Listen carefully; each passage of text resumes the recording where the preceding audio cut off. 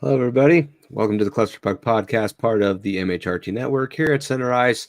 I am Nick. Beside me here, I want to always do the Britney Spears intro, but the perfect. I feel like I just feel like it's too so. cliche. But either way, it's Brit. How's it going, Brit? It's going good. I'm tired. I've had two early games in the last 2 days. Practices, same days, piano practices. We're going crazy. And this weekend we go to Fargo for Max. It's like this huge squirt tournament. It's the Squirt Olympics. So we're going to be going crazy with a bunch of 9-year-olds this weekend. So we'll see. There you go. It'll be all fun and games then. I can't. Yeah. Over under for kids falling on the ice. What do you have it at? So I'm curious. They're doing these like Olympics, like obstacle course shooting thing. I feel like the obstacle course could turn into like a Three Stooges type thing. We'll see. We'll see. I think the biggest crapshoot is going to be off the ice because they said that if you have anxiety, like don't go to the lineup for the Olympics thing because it's like shoulder to shoulder the entire building. So I'm already dreading it. There you go. Well, it's going to be a fun time, and we wish you guys and your teams the best of luck. So before we get started, don't forget everyone to like and subscribe, follow the MHRT Network so you can get notified when shows like the Clusterfuck Podcast go live. You can follow them on the various social media platforms as you see fit. If you want to follow us, you can follow us specifically at the Clusterfuck Podcast on Facebook, and then at Clusterfuck Avs on Twitter /X, Instagram, and Threads. Okay, Britt. Well, this week kind of had a lot to do with nothing. So unfortunately, I don't think we'll be having a very long episode today, but that tends to happen. But the big thing that did happen between the last time we saw everybody versus today, the All-Star weekend happened and met with thunderous applause, met with some boos. What'd you think of the whole weekend? I mean, it was just, I really had a lot of FOMO. I wish I could have been there. I think it's a great idea with them integrating all the celebrities, especially Tate McRae. I know people think that the NHL made her famous, but I don't think they realized that she was already a top pop star. She was already dating an NHL player before. Yeah. And she grew up in Calgary. Like she's already a huge hockey person. The facetious hockey video made, if everybody hasn't watched the, music video to the song Greedy, which is like be prepared to have it stuck in your head. It's just kind of like high-pitched pop. I like it. I mean, it's casual. It's like casual. It's pop. But she's basically looking like very, very hot in hockey jerseys, taunting Cole Sillinger, her ex-boyfriend who supposedly cheated on her. And he has not surfaced and addressed it at all. I don't know if you finally saw that he came out and said he was making this huge address to the situation, and he just said none of this is true. So kind of a letdown. But yeah, so they had Justin Bieber there. They had Will Arnett, who is I have weird taste in celebrity crushes, but he's a total Will Arnett and Paul Rudd are my total heartthrobs. Oh, and Jason Bateman too. So with Arrested Development, just love Paul Arnett so much. And then Michael Bublé kind of stole the show, telling everybody that he may have been a little he was on shrooms. Yeah, so. And I listen to a lot of podcasts, and he was really active. He's just and when you think of Michael Bublé, you think of well-fitted suits and Frank Sinatra vibes, but he's just a dude dad who he really does know. Oh, have you been to one of his performances at all? No, and he's an absolute potty mouth between songs. Yeah, and he is a very well-informed hockey fan. He was stoked to be there for the hockey. And that was kind of surprising to me. Because I think a lot of people were why on earth would he be there? But he made it pretty apparent. So, honestly, I think he was the most – everybody knows that Bieber, he likes hockey. He plays hockey. He's actually a decent hockey player. He was warming up with the team. It was really cool. He had – what was that disease that he got? He got this, thing basically, half of his face was, partially paralyzed. So he hasn't had a concert in, 2 years. And it was kind of cool. And it's I didn't know that. Whether you hate Bieber or not, like whatever, it just he's famous and super popular, and I'm like an ultra star whether you like him or not. But he performed for the first time in like 2 years at the show, so it was. I mean, that's pretty notable to have like basically one of the world's biggest pop stars of the last 5 years come out and have his first concert back. There was no huge scandals. The biggest scandal is Nikita Kucherov proving that he is the lack of effort. I thought he was. Yeah, just what a douche. Like he just looked like such a tool. It's so sad because, well, and I get it because it's like with the whole point system during the skills competition, which I have opinions on that, which I'll share after this. But I feel like I know. He just kind of, after he kind of just sucked during his first performance, he's kind of like, what's the point? And then he nailed it in. Just called it quits and hung up the skates, you know. Have you ever heard somebody get booed at an All-Star game? Like people were booing him at an All-Star game. Very strange, but which is so funny because I'm like, if anything, I mean, at least he's showing up. Sidney Crosby the way I see it is like there's $1 million at stake, which is like life-changing money, even for a lot of NHL players, that they could have sent someone else, because that's pretty embarrassing. Like, and then the way he like waved at the crowd laughing, almost kind of mocking. And it's like the tickets. So the All-Star game did sell out and it was not cheap to go. Like listening to the Steve Dangle podcast, like, you know, the biggest hockey Toronto people, and they had Nylander and Matthews there. So like their dudes were there, and they kind of made a thing about like a lot of people aren't even going to go in Toronto because it's just expensive. So like if you pay that much money to watch him just like do that slower than my 9-year-old could, you might be a little pissed off. I'm just hoping that it hurts his heart. I could have done it faster than him, and I can't even skate. And I feel like I get that people have their opinions on the All-Star game, but it's for the fans. And I keep telling you, you have to remember it's for the children. Like my kid still talks about the Trevor Zegras BS from last year. Like it's for children. And I'm sorry, but we are entitled to expect you to entertain us. Like that is, how much did we just spend on our, you know, it's expensive to go. It's an entertainment business. Yeah. Yes. And it's just, it feels like, it just, I don't know. It just feels really disrespectful, especially for the kids. Like, so my son is watching, and we just got home from practice where I told him that he needs to stop being such a bum and he has to put full effort into everything all the time. And on the ice, he has to give 100%. And then you go out and watch. And my kid's like, well, I can just, if he plays like that and he gets to NHL, why the hell? You know what I mean? Like, it's just, I don't know. It's kind of they watch, they take notes. Young kids are very impressionable. So yeah, hopefully, some of the tryhards, like the good old boys who expect more out of them, it takes away some heart credibility from him and gives it to Mac, because Mac kicked ass. So I don't think, did you like that his, a lot of people, he kind of got screwed because he was the first one on the passing thing. And there was a lot of confusion. And that's the thing. It's so with that passing competition, I liked all of them that they had. Too. I think every single event that they did was actually very entertaining and very well done. The only thing I wish they would have done was have a practice session days before or even the morning of. I don't care. It was definitely just to go over. This is more or less how stuff's going to happen. Yep. Maybe each one gets a practice on it.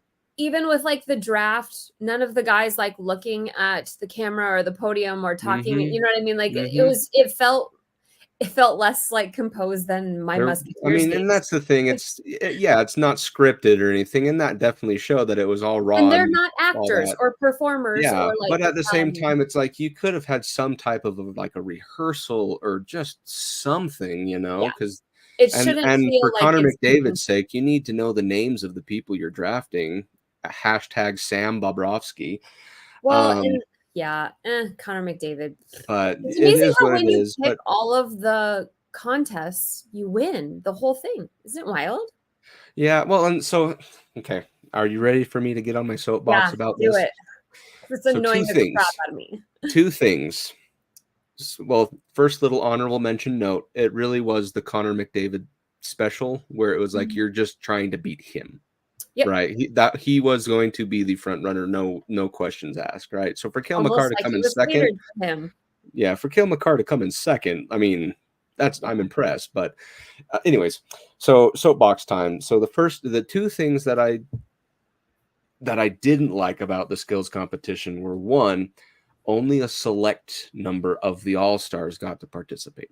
Yeah, what is that? Like, why couldn't, and I understand it's for the million, so you couldn't have everyone doing it, but at the same time, they were selected for the all-star games because of their skills. Right. And especially the ones that didn't get selected are probably the ones that actually want to be there.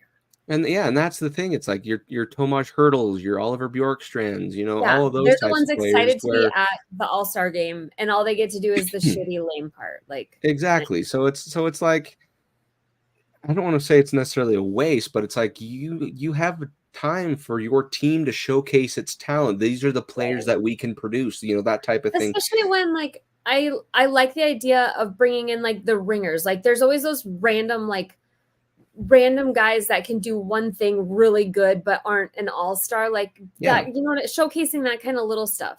Like, fucking Miles Wood could have probably competed in the skating. Like, he probably could have. Yeah. So, like I said, I'd want all 32 teams to have representation out there instead of, because, like, and that's the thing, like, Colorado had both Cale Makar and Nathan MacKinnon in that competition. I get it. They are the superstars of the league. So, like, I understand why they did need it. To be there, for sure. But it's just one of those annoying things that it's like, I wish they all could have showcased it. Mm-hmm. The second thing, and I kind of alluded to it previously, but I don't quite get some of the reasoning behind the purpose of the games. Like, for example, they explain the rules just fine, but I wasn't quite thrilled with some of the execution and allowances that the NHL had. Like, there were times like the where 3-second grace period. Exactly. So like, I think, was it with Nylander in the shootout, the one-on-one competition, where it's like I could have swore it was that one, or Pettersson during the passing competition, one of those two, something like that. But they ended up getting the clock. He was quite delayed after the buzzer came, but they still allowed it, which would have let Cale Makar effectively take first place in that competition. Yeah, that's just me being a homer, and so it's like, I kind of wish that the NHL was not as lenient, because if they had the rules, then you should know what they are. Hence, that's kind of where that practice should have come in. So that would have been one thing. But overall, though, like I said, I really, other than watching Draisaitl do the accuracy thing, like he got like snake bitten, and you're like, just give him the mercy flag. Well, it's like that, and then Barzal with the obstacle course, and then was it Nylander who missed the last shot on the obstacle course? Pastrnak missed the open net on the pass, or the the shooting challenge or something like that. But either way, though, Kirill Kaprizov like single-handedly lost it for him, and it's like, that's why we don't draft Minnesota Wild people, Nathan. What are you thinking? God, he's such a weirdo. The group that he drafted, like, short of, like, obviously Sid and Crosby. It was an interesting selection, that's for sure. He's such an oddball. Kirill Kaprizov does nothing for me. Absolutely nothing. Wasn't it him that did, like, the boring one? I think we talked about that in the All-Star game last year. Like, he dressed up. He dressed like Ovechkin. Yes. And it's just like, you're not a Ovechkin. Like, well, it's like that's Russian creativity at its finest, right? So there are those who are extroverts, and there are those that are introverts. But either way, though, in the skills competition, 3 Avalanche players go in, 3 Avalanche players win a section of the competition. Yeah, I don't care what people say. McDavid was trying in the shootout. I don't care what you say. Was stopping a shootout. Do not diminish the value in Georgie winning that. Like, and that's exactly the point I want to get to on this one. Is Georgiev wins the $100,000 by best save percentage, right? Which my brain was backward, because the hardest matchup. He got the last one. Like, he had the whatever. Job. Yeah, so that's the thing, is I didn't realize it went by the percentage of shots taken versus shots made, right? And not just points. Yeah. So I was like, so my brain was backwards. I'm like, wait, why is Georgiev going to win this when they were announcing it? And then I realized, it's by percentage, which is the odd thing, because everyone was so confused as to why he's in the All-Star, why he's a selection in the All-Star games, Well, it just showcased it, and he was up against Connor freaking McDavid. Yeah, and that's like he had the toughest task of all of them. And he had the genius idea to do the poke checking 3 times. He is in his poke checking era. And I like when I play beer league, there's like, big breakaways and they feel good. But like when somebody is standing behind the goal line and they go to pass to somebody like backdoor in front of the slot, it's like my shtick to like get a good poke on it and interrupt the pass. And oh my God, nothing brings me more glee than seeing the joy drain from their face. It's so much easier if you can interrupt it there. And it's like such a like work smarter, not harder. Like instead of him, like think of all the butterflies and flailing and blah, blah, blah, so much less risk of injury. Like I love that he's down with that. And you can tell that he's really been pushing that in practice. And I think it's brilliant too in the NHL because it's such a lost art that people aren't expecting it, especially in a breakaway. Like people do not expect you. Like they think that they've got, the full side to side motion and then they get their shot off and you stop it. But if you can shock them, and then now that they know he's doing it, if he takes it and leaves it occasionally, it's going to be even more confusing for these guys. It really is. So congratulations to Alexander Georgiev for winning the one-on-one competition, at least from the goaltender side of things. So he walks away $100,000, so like screw the $100,000 richer, for playing in his position. Wish I could do that. Same. Second one, Cale Makar wins hardest shot. I knew he does have a rocket, and we've always known he's got a super serious slap shot, but I didn't think that it was like the hardest. Yeah, neither did I. And that's the thing is like when I saw everybody go up, I thought for sure Cale Makar was going to get last place. I'll be the first to admit. I did not think I thought he was going to be low 90s. He's connected a couple mid-game. I think he's had like a couple like almost 100s mid-game that they've shown. I looked at NHL Edge a while back, and I remember being like pleasantly surprised that he's just it's the brain stuff. Like it's the timing, and he's got it. But what was it like 102 something? 102.5 and some change. And that was his first shot. Could you imagine putting your body in front of that? Like NHL goalies are just wild. I feel like even are a different breed, Brit. You of all people should know that. But it's not. I'm not taking 102 mile an hour shots. You're taking like 65, right? Yeah, I couldn't even imagine, especially when you see him get clocked like in the head. Ugh.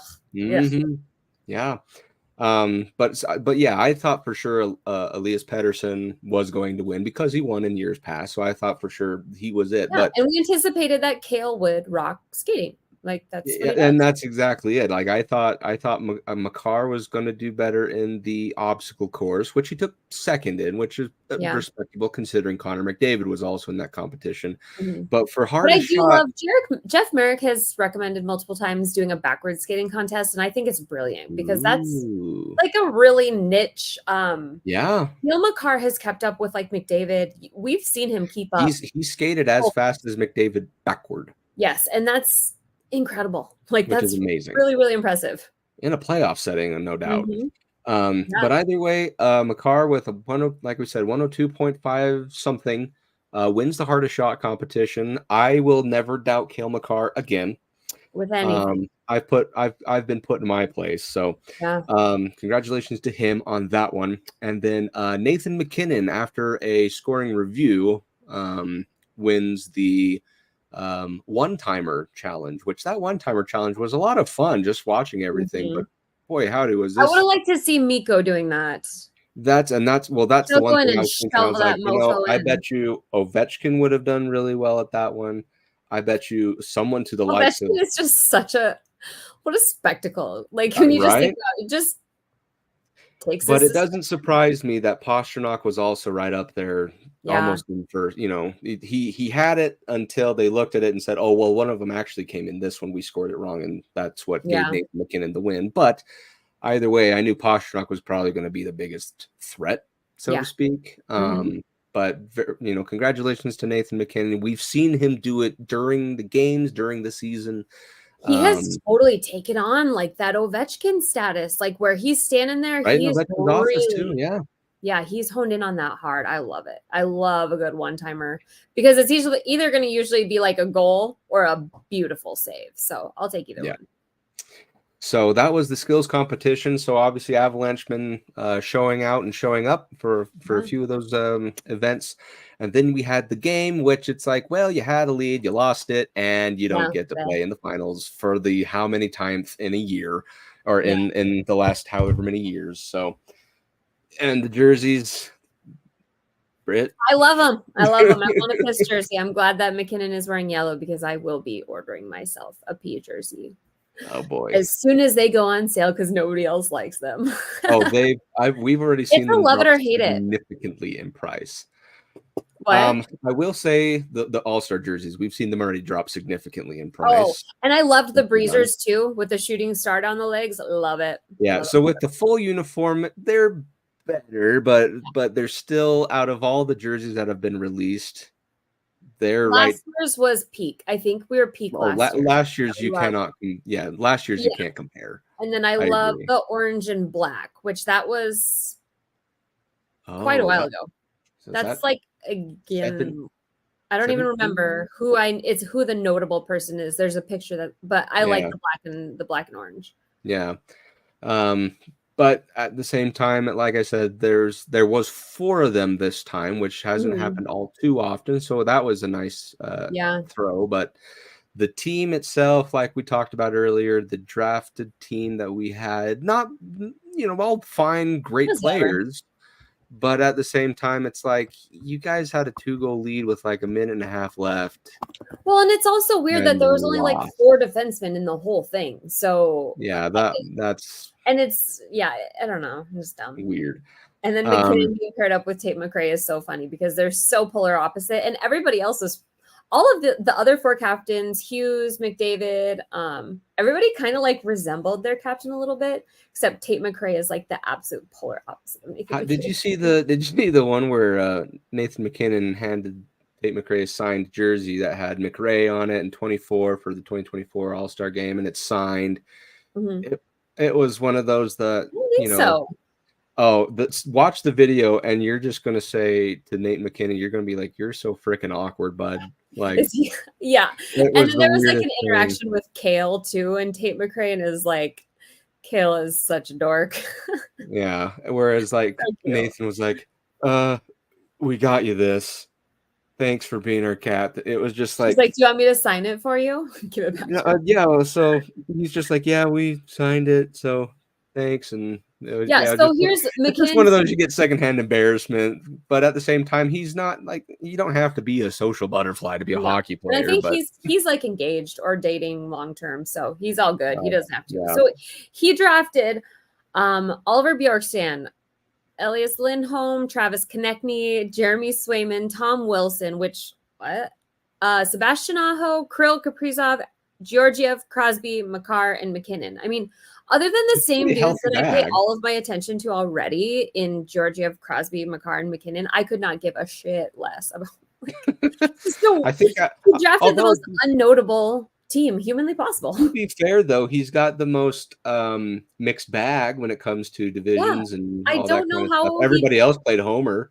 I thought that the best route would be to draft Kucherov first and like establish dominance, like just short of pissing on him. I like the idea of like establishing his dominance to like make Kucherov come interact with him as they're battling it out for the Hart Trophy. Make it awkward. Have one of those silent pissing competitions. Now. There you go. But either way, from what I gathered from everybody or people that I have been following on social medias and stuff, overall it was a success. They said it was really well done. Things that obviously you could improve on. But they don't have to, because we got some news that we don't have to give a shit about the All-Star games for quite some time now, right? Something like that, yeah. Now that we have the Olympics. Yeah, so the Bettman, that was a chock full of info, State of the Union address from Bettman. Yeah. That was a lot. The Olympics and the Four Nations tournament, which I guess take place of the next year's All-Star game, right?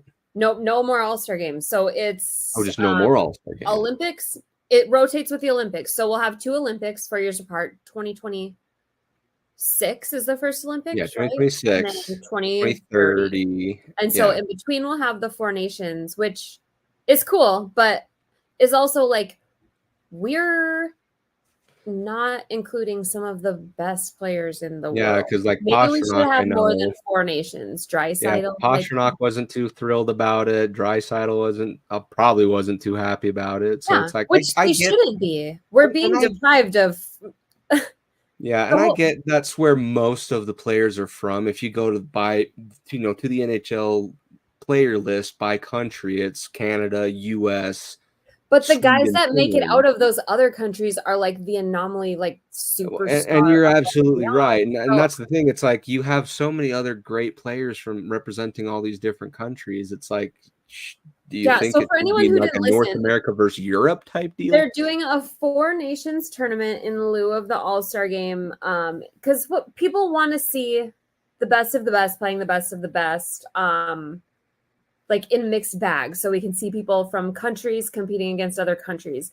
And like, what had they done prior? Did they do like North America versus Europe? See, that's what I want to say. It was something like that. It was like, or it was, I can't remember, but it was something along those lines, which is what they should have kind of done anyway for the exact reason that we're talking about, because you're leaving out. But I think people want to see Canada play United States. Like people want Canadians want to see Canadians just beat everyone and not have to share any of the love. It's like, I think what you do is like a pool. Then if you do maybe 3 teams, and it's just best out of wins, right? So that way it's like US gets to play Canada, and then Team Europe gets to play the 2 North American teams, and all that round robin jazz. And it's because like with round wins.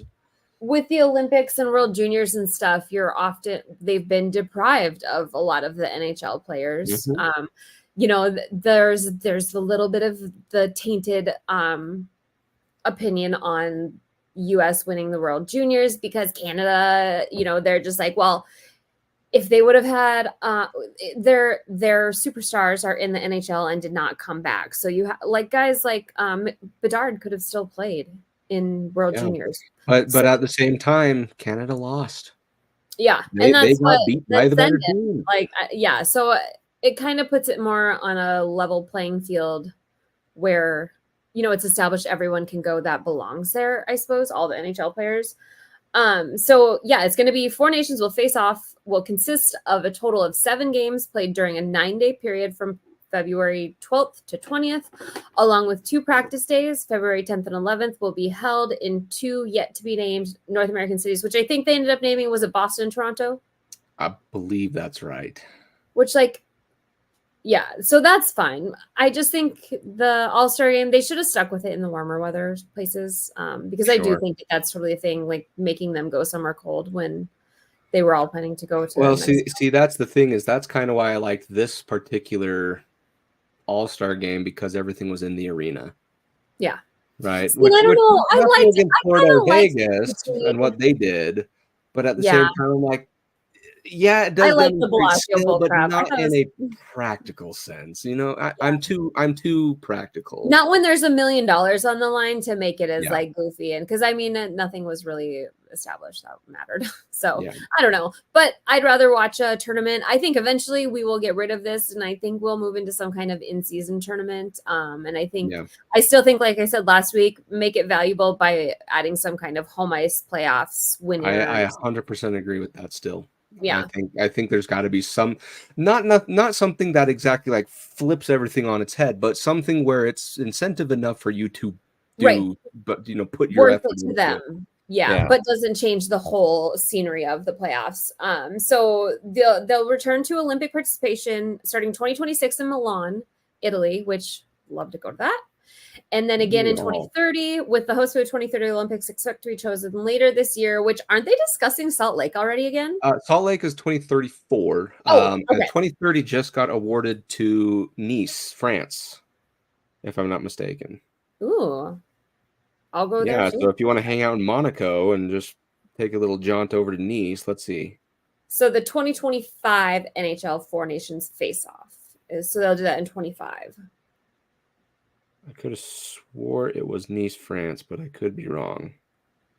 Either way, yeah. So 2025, you said. So next year will be the four. I keep wanting to say Four Nations. It is Four Nations, right? Yeah. Yep. Okay, The Four right. Nations face off. It's a mouthful. There's going to be a lot of my brain keeps thinking like the Avatar Last Airbender Four Nations because yeah, I'm a child. When I was Googling it, that's what it was trying to pull up for me. But either way, I guess we're saying goodbye to the All-Star game for at least a few seasons, it sounds like. Yeah. So we can now move on to complaining about the Four Nations because God, people just have to complain, and it's like this is just fun. Like it's just fun. Like, and I don't know why people need something to be mad about. Like, I think that if anybody is sad about losing the All-Star game, it's probably the broadcasters because my God, did a lot of good content and joyous times come from influencers and broadcasters. I am so jealous of all of them. As am I. Okay, so that kind of was the All-Star weekend. Like I said, a lot of highs, some lows. Let us know, everybody, what you think. You can DM us directly, send us a message, however you see fit to communicate that to us. But let us know what you liked, what you didn't like, things you'd like to keep, things you'd like to change. If you ever want to bring it back, keep the Four Nations or whatever you want. So just let us know. Okay. So moving on, like I said, since there wasn't too much as far as news or anything like that. So we'll just kind of go right into the games that we did have right out of the gate. So the Avalanche did start their 6-game, right? 2, 4, 6. Yep. 6-game road trip. Starting with the Rangers and Devils. So just the two teams across the Hudson there. The first game, so Monday night that just happened, the Rangers end up winning this game 2-1 in overtime. And I hate to say this, Britt, but I'm pretty sure we called this type of a game to happen where it wasn't going to be high scoring. It was more than likely going to head to overtime plus, and the Avalanche just happened to be on the wrong end of it. But you walk away with a point, and I'm just not mad about it. I mean, ultimately, Georgiev finished with a save average above 90. I think he had 27 of 30, so something like that. Seemed right about 90. Quick played out of his GD mind. He was amazing. This renaissance is like just incredible. And if you're Shesterkin, you have to be just like beside yourself, letting this old man come in. I apparently they had announced prior to the All-Star game that they knew he wouldn't be playing. He's taking a break.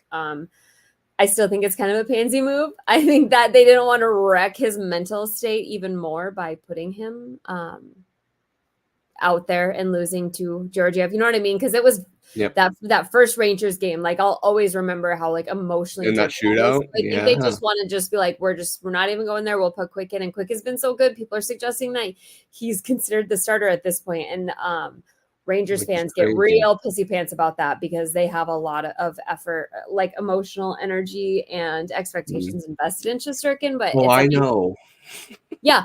Well, when he's not performing, they've been struggling greatly, even with Quick playing well.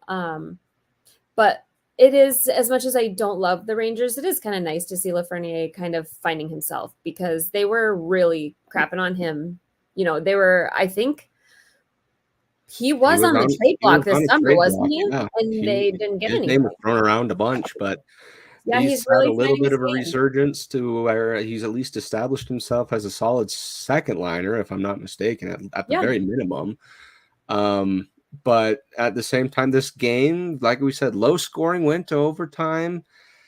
But at the same time, it was the power play. Is really I would say yes with this particular case.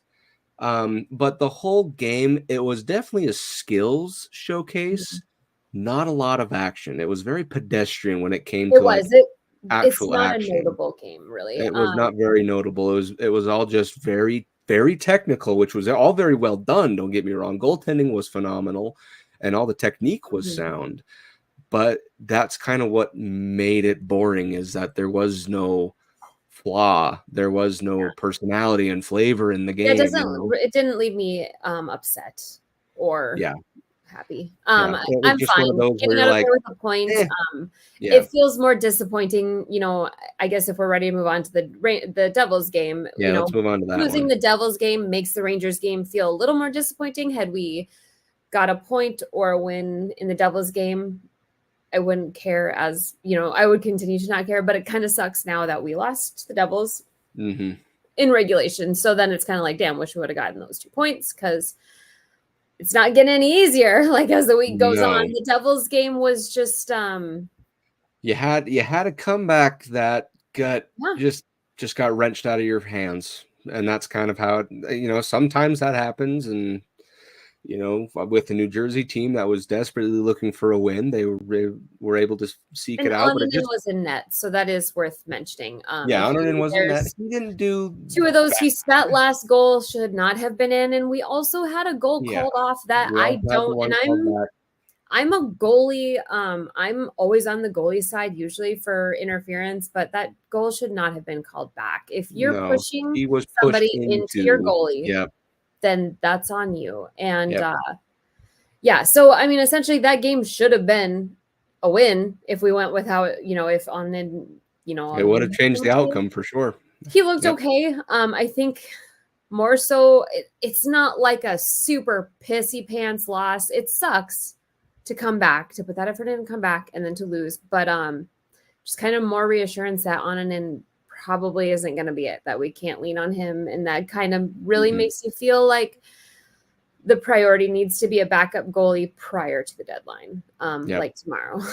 And that's the thing. And that's and we talked about this last season even, is that we're almost at a point, if not we are for sure at a point where the Avalanche have to rely now on already developed talent. Yeah. Homegrown, just at least for a goalie standpoint. It's kind of the Tampa template. They don't really draft people. And that's the thing, with the exception of some players here and there, right? Like Malinsky. Wow. Yeah, which we didn't draft him. Like we didn't draft him, but he was still destined to be on the farm team and stuff like that. But he's proven himself to be a really, really valuable piece in the defensive side. But with goaltending, we've, at least in my opinion, Brit, I don't know. Shit show, man. I swear to goodness gracious, goaltenders are just, they ruin coaches and GMs. They ruin their whole entire lives. Kid gloves. Which Ononen is 23, and when you look, you've got people like goalies are often peaking in their mid 30s. Like if they're going to get a solid superstar years, it can be from like 33 to 37. Even look at Andre Fleury and Carey Price. So it's like you want to give up on him now, but it's like, oh my God, like do we not give up on him? And he just like chills in the AHL for 10 years potentially. Like, that's, I don't know. It's so weird because I can't think of a young goaltender that we've had that's been successful like ever, or many of them around the league, hardly at all. I mean, even like Devon Levi struggle and Spencer Knight. It's just, it's not a position that you take to well young. And I don't know what the proper path is for them. They seem to be invested in him greatly.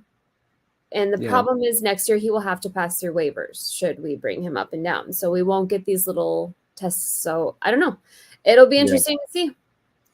Yeah, and you're exactly right. It's like goalies do have a different shelf life than the rest of the team, because not very often do you get to have a great career kind of right off the bat or right out of the gate in your younger years.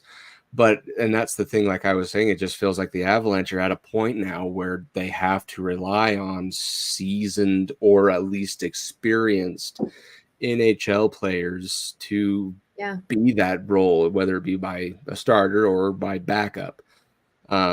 So when we've got Georgiev signed for 3 years, right? Starting this year. Signed for 3, and this is the second of 3. Yeah, and I mean, Francouz, I can't remember the conversation. I mean, it sounds like he is certainly done at this point. He feels young because we haven't had him that long, but he put many, many, many, many games in Europe prior to playing for the Avalanche. He's like 34. So, I mean, he's got a lot of wear and tear, and I I'd imagine that it sounds like there's a 2% chance that he would come back. And if he did, I don't know that the Avs could risk re-signing him again because we've just kind of been playing this game too long. Yeah, I totally agree. I think it's time we move on. Yeah. And I don't like saying that because probably the most valuable backup of the last 10 years, taking you through the entire Western Conference Finals. When you consider he's pretty much a true backup, he's got to be one of the most valuable that ever existed. To get through that with him that's incredible. And God, it just sucks so bad that he can't live forever. I know. And be healthy. But he played his fair share during the playoffs the year we won the Cup. He is a Stanley Cup champion himself. He's not a huge part of every bit of success that we had. Yep, he played just about as many games as Kemper did the year we won the Cup. Yeah. So again, nothing against him. It's just one of those things where it's like it's just fading, and it's not looking good. So okay, so those were the games that we had so far. We've walked away with 1 point and an overtime loss. You're still 2 losses on a 6-game road trip, though, so stuff has to turn around. The most ridiculous road trip. Every time I keep looking at the schedule to figure out what's going on, I'm like, this is such bull crap. Like, oh my God, they couldn't throw in a gimme anywhere in there. No, this one's tough because you still have the Hurricanes, Panthers, Capitals, and Lightning left. Panthers, right? Yeah, I think the only one out of those which feels like a gimme is the Capitals, but that's not to say that the Hurricanes can't all of a sudden, because they've had that losing streak. The Hurricanes are so good, and I just don't understand how they're so bad. It feels like they should. There's nothing really changed for them roster wise or coaching wise from last season to this. I mean, a lot of it is their goaltending. They have. I can't remember the specific stats, but their discrepancy in goals scored compared to goals given up is absolutely absurd. The number of goals they're scoring, they should be blowing out of the water. They should. But they're so good. So they're scary because they could come out and just annihilate us. I'm not sure when Freddie Anderson can come back. It sounds like he's been cleared and is practicing, but I don't know if there's a fear. I mean, that's just the kind of thing that's I don't know if you just end up kind of scared to come back if you have to find it mentally again when you're dealing with clotting issues. Is that what it was? Blood clot, yeah. So yeah, I don't know. Wow. Who is playing goalie for them right now? Ranta or is Ranta back? Okay. Kochekov, I think. Okay. One of those two. I'm pretty sure. I mean, they had to send Ranta to the AHL at one point, and he cleared waivers, didn't he? Which is insane. Nobody picked him up, which was so strange. But we do have the Hurricanes on the docket for what would be, if you're watching this, would be today in the next few minutes even. At the very least, it will be an exhausting game. It will definitely take its toll and that's going to be my overall story of the game is going to be this is going to take energy because that's kind of Carolina's MO is they just come at you wave after wave after wave. They're nothing short on scoring. They're nothing short on defense. They've had a bad luck skid in the last bit, but they have slowly started to flip that switch. Possibly one of the better defense up there with the Avs in the league, really. Yeah, they're definitely a real juggernaut on paper. So it's this game needs to be like we've seen them do in the past, the Avalanche, where they need to score early, score often, and have a multiple goal lead if lucky going out of the first period even. Yeah. So for God's sake, play in the second period. That second period yesterday was awful. Yeah. Awful. We are the best third period team in the league. And it's they even said some of that and spread it out to the second and third. It's almost like we could win every single game we ever played. When I was listening to the Rangers game, it was the Sam and Joe broadcast for the Madison Square Garden broadcast network. Mm-hmm. And they said that the Avalanche were first in second period goals, and I believe first as well in third period goals. See, and that second period was which I was like, really? Is that bad? Is that right? Because that sure didn't look like it. First period, I definitely believe that we're the worst, but that second period was gnarly. So, but yeah, I think you're exactly right. This one's going to have to be. You need to find ways to get pucks through the goalie into the net, because if there's one thing we know about Carolina, that is that they can score. Yeah. So that's that game. The next game is going to be at the Florida Panthers out there in Sunrise, Florida. That's going to be Saturday at a 4 p.m. Mountain Time puck drop. This one is going to be a little interesting because right now the better players are not who you think they are for Florida. Yeah, at least the puck is not making waves this year. It's like you have people like Reinhardt who are doing fantastic, but Tkachuk is so good. Reinhardt is having himself a damn time. Didn't he get a hat trick last time we played him? He did. And that's going to be the one thing I'm going to watch is I just called it hidden stars. And that's because, again, same thing where they have all types of talent all around you. For crying out loud, they went to the Stanley Cup final last year, right? So clearly they're still a great team. And they all just grind and grind and grind and grind. Exactly. It's the same as Carolina, but I am particularly wanting to keep a watch on Reinhardt and Verhaeghe. Yeah. Not to discount Tkachuk, not to discount any of those other players, but I want to look at those two specifically. And I also want to mention Sergei Bobrovsky, because if he's in his Binnington playoff mode, he's going to be very, very tough to score against. So defense is going to be the wild thing about him is, like, you never know who he's going to be and when he's going to drop off and when he's going to turn it back on. Because, man, he has played some real bad hockey, but he's just about sustained it from last year all the way into this year. So we'll see. So if he gets into that playoff mode, you're in for a long 60 minutes. So this has got to be, you have to find ways to crack him, get past their defense, play great defense of your own. I'm feeling this might be a defensive heavy game, but still with hopefully a lot of scoring. And, well, with any luck, we score more goals than them by the end of it all. And then the last one that we'll talk about this week is that the Avalanche will then go up on Tuesday to the nation's capital to play Ovechkin and the Capitals. This one, like I said before a few minutes ago, this one I feel like should be your gimme game, so to speak. Should be, but this team is not, the Avs are not predictable. Yep, and that's the thing is if you're on a losing skid, if you've lost one of those two games that we talked about prior, I feel like the chances of you losing this game, the Washington. What's the date of that game? Because apparently the Washington one, that's Tuesday. What, and is that so? I'm curious. We could be seeing Nuke come back here sometime. The 28th would put it at about a month, I believe. The 28th. I'd anticipate we'll see him the beginning of March, beginning of March. But you never know. Also, all this crap that we're talking about, it could all change in a heartbeat if the Avs go we're getting to like the breaking news territory at any given time. I know, right? Considering our needs this year. So trade deadline looms, man. Yeah, and especially making that Parise moves kind of nice, like shows that we're not necessarily desperate to wait around. So yeah, I'm curious, especially if anybody else. I mean, Vancouver and they acted quick. Vancouver and Winnipeg. So then, if one more guy comes off the market, you might see the Avs have to make a quicker move because I 100% the options are running out quick. It is not a very fun trade deadline. Yeah. Yep. And I'm just holding out for the Sharks, believe it or not, because so Allie and I are heading to the Bay Area. My sister-in-law and her husband live in the Bay Area. So we're going to go to a Sharks game. Nice. Not this Saturday, but the next Saturday. So I'm just hoping they don't get rid of Logan Couture by the time we get there. Oh man, I didn't even think that would make me just so sad.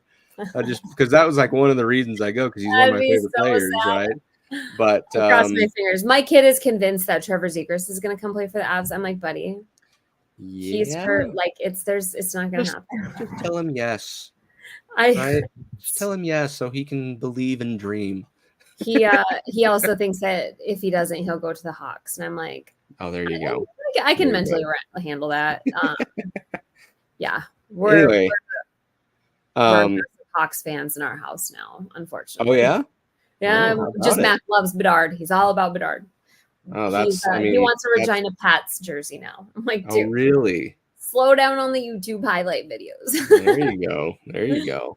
But anyway, back to the Capitals game again. I mean, we should. What did we beat them 7-2 last time? Yeah, I mean, we schooled them. We spanked them last time, and that's the expectation. Is hopefully by then the Avalanche will get that kind of rest down, and now they're coming back to the ways that they've been playing. And I think the only variables are as much as I hate to say it, I almost wonder if we will be playing Georgie for the remainder of the road trip, other than possibly that Capitals game. Yeah. And we might also toy with lines. I wasn't like super, super fond of Parise, Raijo, and Lecky. I kind of feel like Raijo held everybody back a little bit. Parise could work with Raijo, but I feel like Lehkonen is being underutilized, which just sucks because he did end up getting moved to the first line. But I don't want to see Drouin taken permanently off that, because Drouin and Raijo definitely. I mean, we really got to swap out that Drouin part. Somebody else in that position with a little more finesse would help a lot. That can kind of close that gap. My dogs are just arguing with each other. No, you're fine. But yeah, so dogs will be dogs. We might be messing with lines at that point and goaltenders. I don't know. Hopefully, Ananen could pull out a win for that. He's had one win with us? Is that right? It doesn't feel like who? A lot. Who are we talking about? Sorry. Ananen. Yes. I think I know he's won at least once this year. So, but yeah, it's all just going to depend on how the team plays in front of him. If Ananen doesn't have too many shots to face, that's less of a chance for them to score. So we'll have to just see. But either way, that's going to be the 3 games that we'll look for in the forecast there. And I think that's going to probably wrap it up for this episode. Unless Britt, you have anything else to share? No. I mean, it's either going to be like a really fun week of hockey or a really crappy week of hockey, depending on how we get this. Jeff Merrickway says he doesn't believe in momentum, but like I'm a huge momentum person, like mental momentum. So I don't know. We'll see. We'll see how we start out, and I hope it's a good one, because we could definitely make a statement, and it would be a lot more encouraging for if we don't acquire another 2C or offload Raijo and just have to get a goalie. It would make that feel more palatable. Yeah, it'll definitely be. It's going to be a tough road trip for sure. But if the Avalanche are up for it, like I said, this Carolina game hopefully might beef them into a good shape for the remaining half. So. Also McKinnon's point streak broken again. So he's had 2 double-digit point streaks. He ended at 14 in New Jersey. So but his home streak still stands. Yeah, it was at 25. He's at 25, I believe. Yeah, you're right. Scoring for his people. There you go. All right. Well, that's going to wrap it up for us this week. Thank you once again, everybody, for following along on the Clusterfuck Podcast, part of the MHRT Network. Like we said before, if you like what you saw, don't forget to like and subscribe and follow the MHRT Network so you can get notified when shows like the Clusterfuck Podcast go live. You can also follow us specifically on Twitter, Instagram, and Threads at ClusterpuckAvs, AVS. And then the Clusterfuck Podcast on Facebook. With that being said, we're happy Avalanche hockey is back. We'll continue this road trip. Hopefully we get a winning streak going. We hope you guys have a great weekend. And as always, go Avs go. Fast lane when I pass in the street. Bag of money in the passenger seat. Simcoe's been asking for me on the road from the west to the east. Way up, I might never come down, cause the coast's racking up the flame out. So high, I might never come down, so what this is.